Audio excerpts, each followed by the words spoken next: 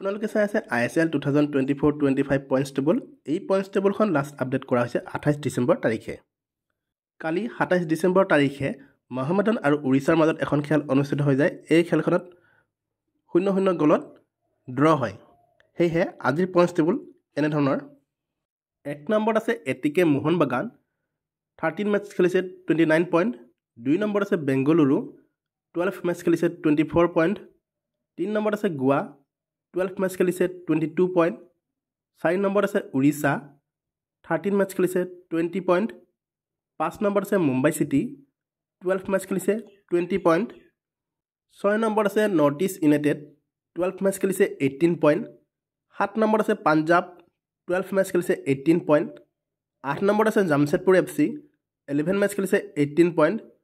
9 নম্বৰত আছে Chennaiyin FC 13 match খেলিছে 15 পইণ্ট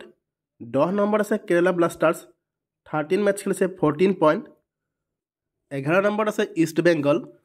12 মেচ খেলিছে 13 পইণ্ট 12 নম্বৰত আছে হায়দৰাবাদ 12 মেচ খেলিছে 7 পইণ্ট আৰু 13 নম্বৰত আছে মহম্মদন 13 মেচ খেলিছে 6 পইণ্ট এই পইণ্টছ টেবুলখন লাষ্ট আপডেট কৰা হৈছে 28 ডিচেম্বৰ তাৰিখে ভিডিঅ'টো যদি ভাল লাগিছে প্লিজ লাইক শ্বেয়াৰ কৰাৰ লগতে চেনেলটো ছাবস্ক্ৰাইব কৰি দিব